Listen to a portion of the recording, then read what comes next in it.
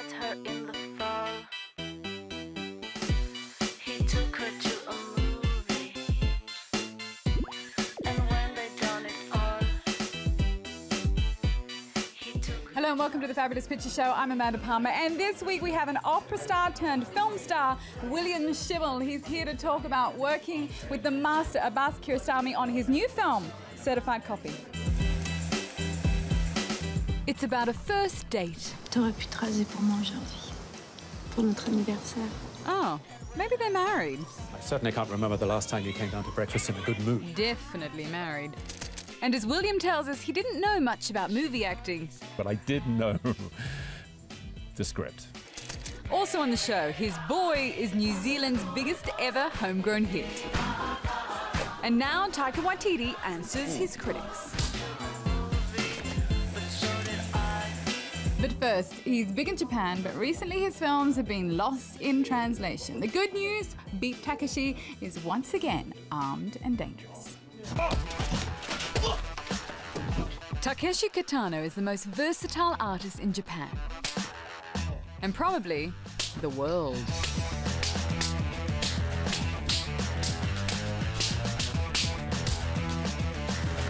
But of all those roles, he's best known internationally as Beat Takeshi. His nom de guerre is an actor in his own films. And of all those films spanning many genres,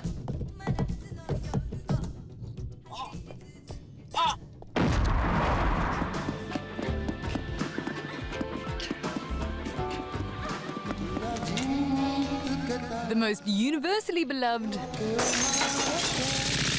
have been the ones where he played tough cops or gangsters, yakuza.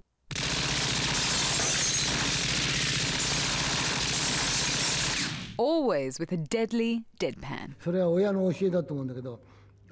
I think perhaps this had something to do with my parents, and this was probably a very Japanese thing, but you were taught never to let on when something tasted good or bad, or when you were surprised. For much of the past decade, Katano has abstained from his trademark violence. These films may have played well at home, but his international admirers have felt a bit abandoned. But now, finally, the beat is back. I don't want people to think Takeshi's made the same old Yakuza movie again. It has been a while since my last violent film.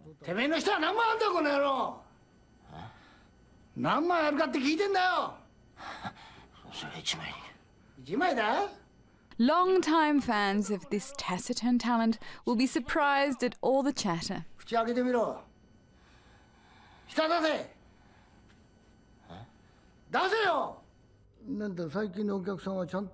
These days, there aren't that many people who watch my films and think deeply about what hasn't been said in the film. So I have to explain everything in the dialogue. I wrote it in a certain way so that people can easily understand what's going on and be entertained. Katano has done it all, almost, but there's still one thing he hasn't tried. Perhaps theatre, either stage acting or like play a part in Shakespeare, or I still haven't directed a Japanese play before. But I'm not really into all that anyway, so I don't think I'll ever do it. Besides, that deadpan, non-emotion, scary guy stuff works a lot better on film.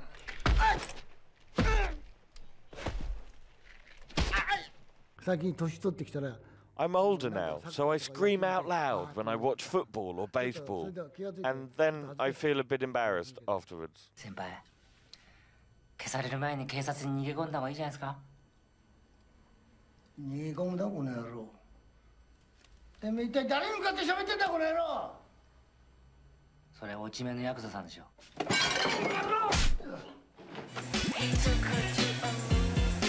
Taika Waititi's first feature film, Eagle vs. Shark, was utterly quirktastic. Well, he's made his second feature film, and as our Lamamata reports, it's already New Zealand's biggest ever homegrown hit.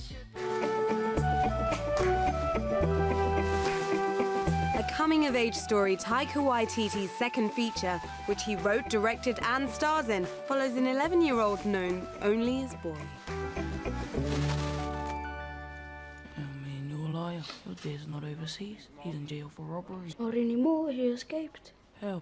He dug a hole underneath the fence. With what? A spoon. What about the guards? He wasted them.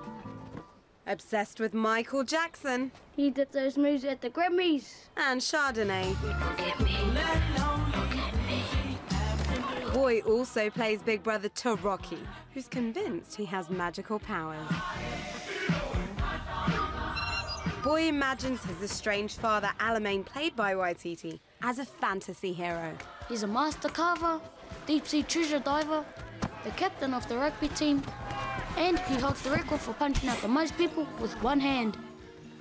And then one day, Alamein returns, much to Boy's delight. Who are you?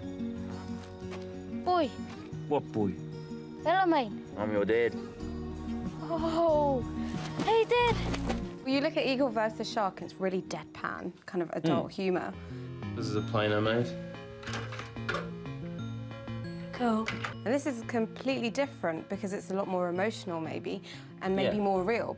But it's still it's still rooted in dysfunction. Yeah, definitely. And that's my favourite theme. Dysfunction of Family people. dysfunction. Just human dysfunction. Jewellery, watch, wallet. Māori haven't really been portrayed this way before, like as weird romantic nerds trying to like stumble their way through, through life. You got a girlfriend? Oh, there's this girl that really likes me a lot. But I don't know if I want to, get involved. But it's a lot more personal this time. Yeah, I mean, it's based on my childhood in that it's set in the house that I grew up in a situation that I'm familiar with. Like, It's your hometown. It's my hometown. A lot of my family is involved. And it's set in a time that I know, the 80s, which is like my favourite period of all time. You look like Michael Jackson in that jacket. Yeah, bro. Scored from the old man. It's not only children who face the challenges of coming of age, as Alamein proves. It's okay to keep fantasising, even as you grow up. Like, I fantasise about my parents still and like who they were.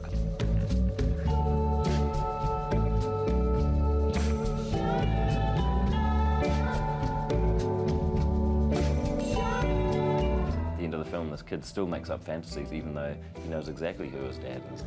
He still makes up these elaborate, beautiful adventure stories about him. Fan of Michael Jackson? Yes, love Michael Jackson. I was gutted when he died. We had to have a little bit of a homage to him. Well, he was in the script since the first draft in 2005, so, I didn't know he was going to die. But I'm sure you were happy to show your moves. I was very happy to show my moves.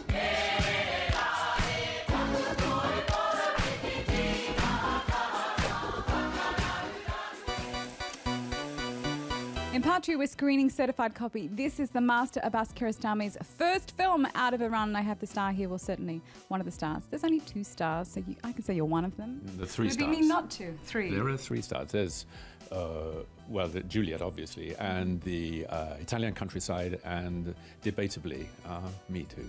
Yes, in my own small way. Debatably. Don't you love this English modesty? I can see why he cast you in this film, but we'll talk about that later. In part 2, we'll have the Q&A for Certified Copy. He met her in the fall.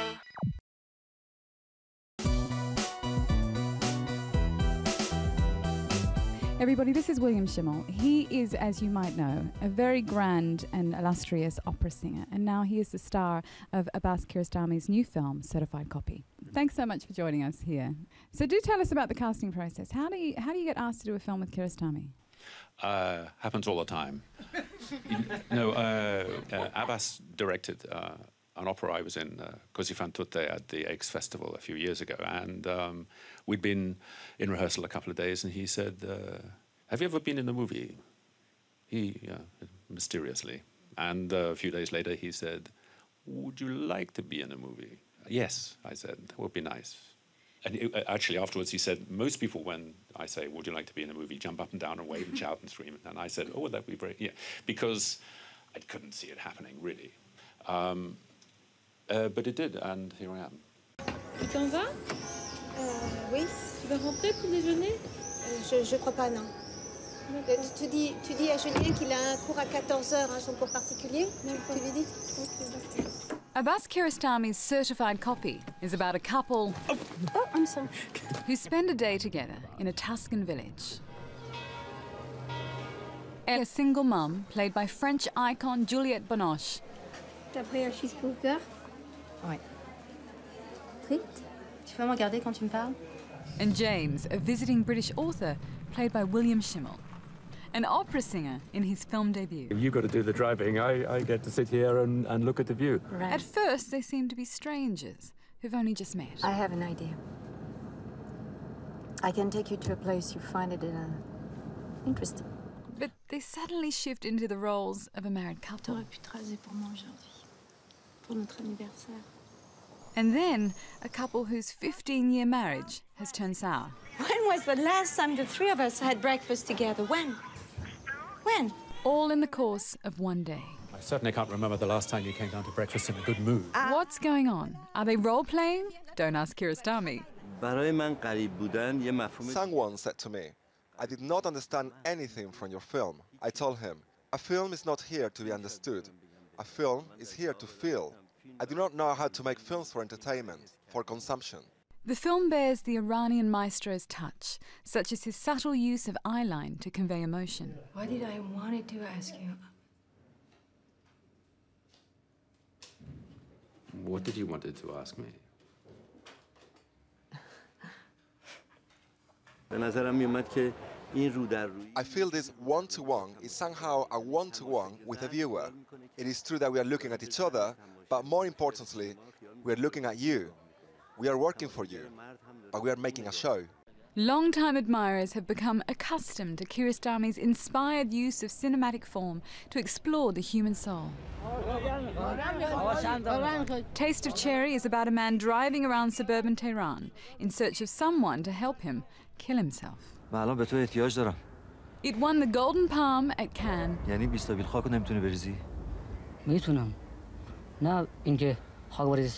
And established Kiarostami as perhaps the most admired international director of the 1990s. And burnished Iran's reputation for great cinema. Qu'est-ce que ça veut dire? Ça veut dire que vous allez mourir ici. Kiarostami first cast Juliette Binoche, the queen bee of international cinema, C'est une plaisanterie. in Shirin, which consists of a series of women's faces as they watch a film in an Iranian cinema. تنهاییش را باور نکرد.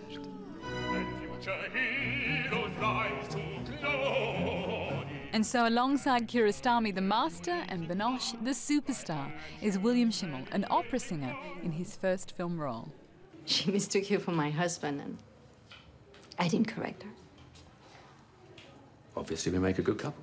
So when did Kiarostami break the news that you were going to be in a film with Juliette Binoche, and it was going to be a piece that was intensely about you two and, as you say, the Italian countryside? It was all a surprise, basically. And once I found out that Juliet was in it, that was a very difficult moment, I must say, because me as a complete novice working with someone like that, it was just terrifying, really. Are you always open on Sundays? No, usually it's closed, but I thought it'd be a convenient place for us to meet, and I didn't give a time so you could come anytime you liked. Yeah. Sorry, I have hair and nose with the cat.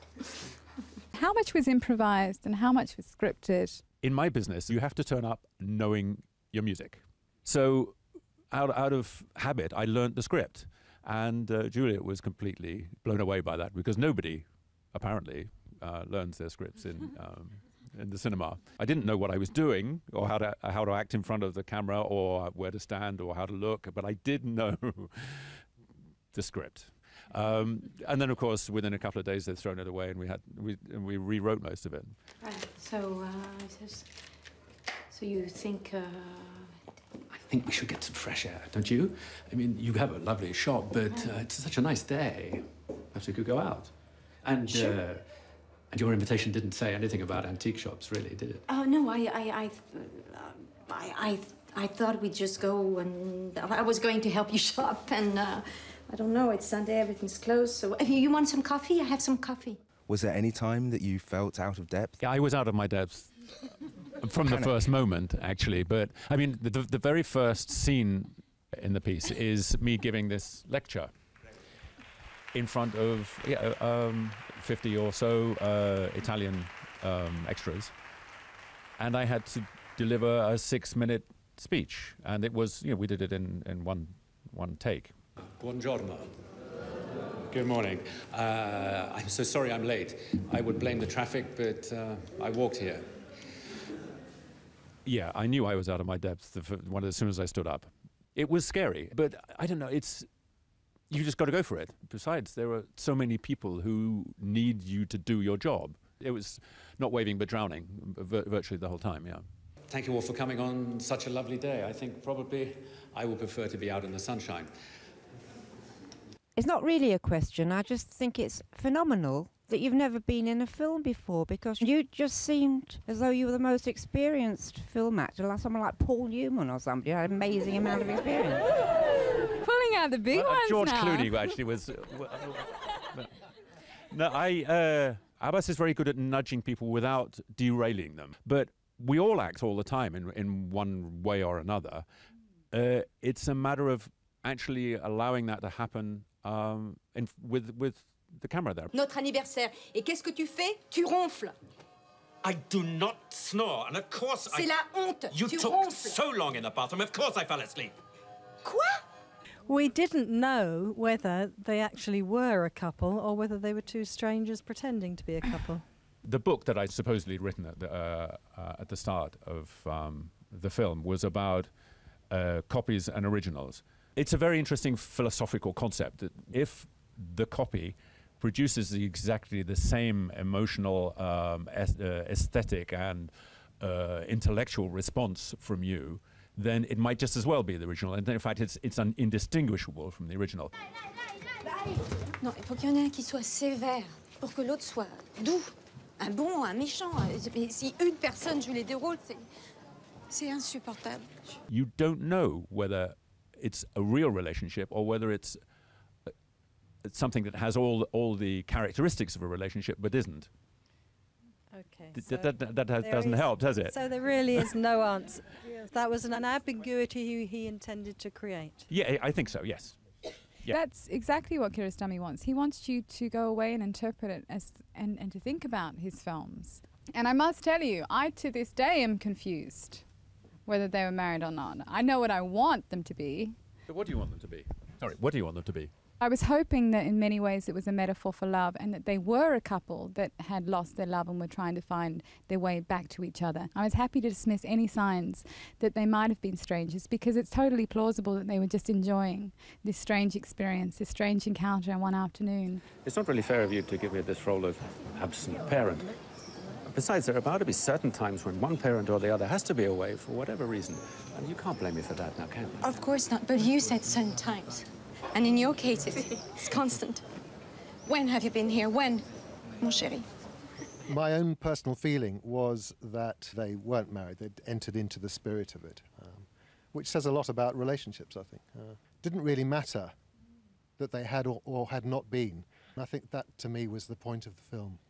Je pense que la seule chose qu'elle demande, c'est que vous marchiez à côté d'elle et que vous posiez votre main sur son épaule.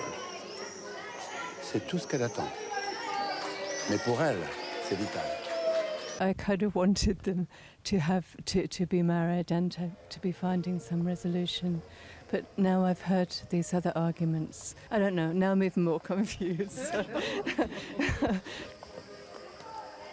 People will see the movie in the light of their own experience. We've all got experiences we'd like to replay and play them a different way. And maybe that's, in a way, what they're doing in the film. Menu, please. Straight away? No, per favore. I felt tense throughout the film because of that ambiguity. But having said that, whether they were married or not, I didn't have any empathy with either of them. Una bottiglia vino rosso, per favore. No, presto. And that partly could be because you are the cold, reserved English man and she's a semi-neurotic French woman. If they'd just been characters without these national stereotypes on their shoulders, it might have worked better for me. Les vins sont bons ici? Ouais. Ils sont moins bons que les nôtres, mais meilleurs que les vôtres. Très gentil. I take full responsibility for the English stereotype because obviously that's the stereotype to which I conform. Yeah. Are you James? When you play a role, you have to find bits of yourself in order to make it real. I've always done that in opera as well. Otherwise, even on the stage, people can see that it's not real. And what was one of your favourite pieces? You're going to ask me to sing something, aren't you? I would never ask you to sing. I would hope that in a normal, stereotypical Englishman way, that he would offer to sing. To turn our mics down, though. Se ne chiame di dar qualche ristoro davanti agli occhi tuoi morir voglio.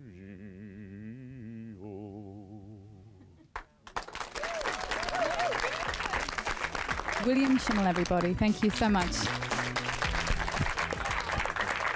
Well, we're not worms, right? We're not supposed to be simple, just complex beings. And where's the line between simple person and simple mind? Where's the line? Tell me. There isn't a simple answer.